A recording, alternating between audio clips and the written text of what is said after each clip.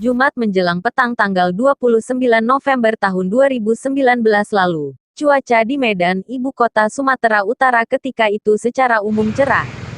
Semuanya terlihat biasa saja. Canda dan tawa di salah satu warung di belakang gedung Pengadilan Negeri, PN Medan masih saja menjadi penghangat minuman ringan yang disuguhkan si embak empunya warung sekaligus pengawet kebersamaan di antara kami kebetulan sesama satu profesi.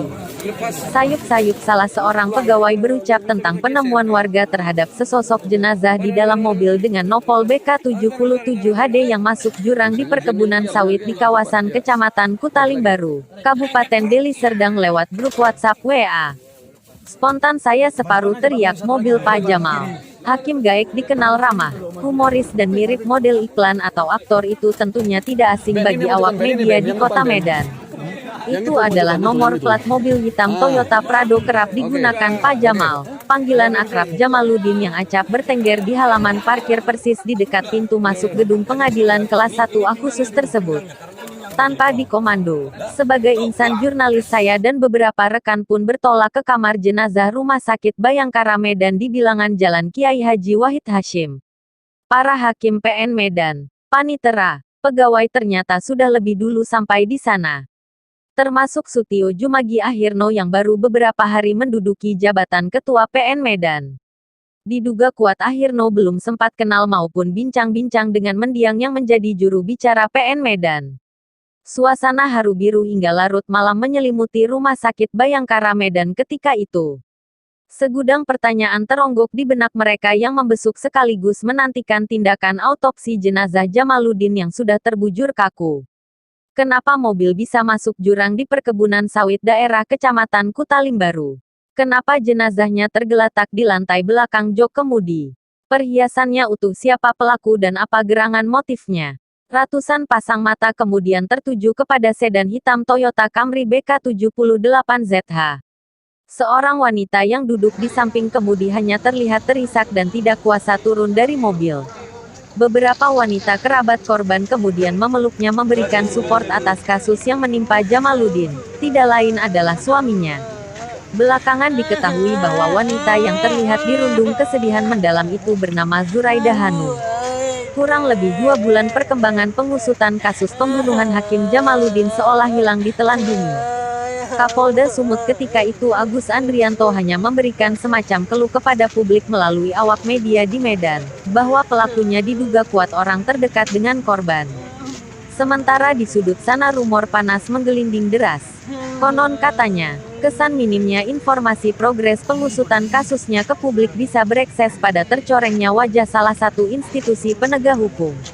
Mirip banjir bandang. Gelombang warga masyarakat dari berbagai sudut kota wisata kuliner ini berhamburan ke beberapa lokasi ketika tim gabungan Reskrimum Polda Sumut dan Polrestabes Medan didampingi Kejari Medan menggelar rekonstruksi.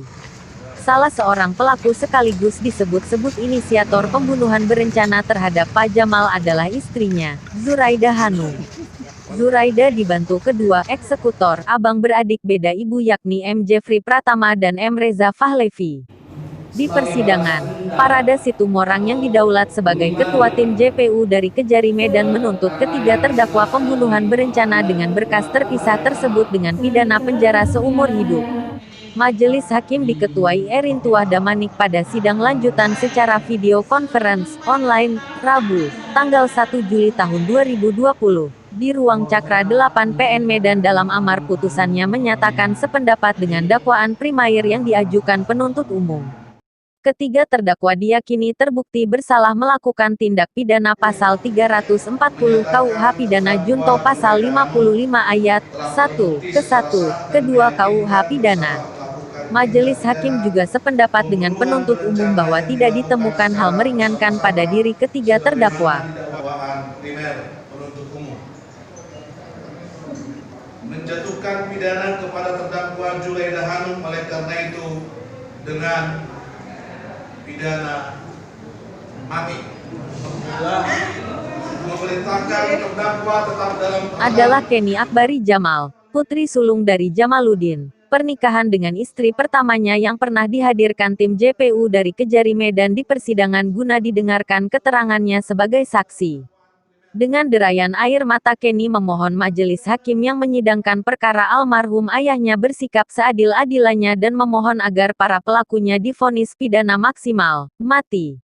Gadis jelita itu didampingi adiknya Rajiv Fandi Jamal juga hadir ketika sidang pembacaan putusan.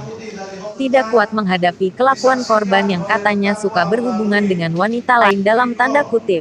Kata-kata penghinaan terhadap keluarga terdakwa serta percobaan cabul terhadap adiknya di Jakarta dan si buah hati mereka yang masih di bangku sekolah dasar SD, bukanlah alasan pembenaran terhadap terdakwa merencanakan pembunuhan terhadap korban, juga masih suaminya yang sah.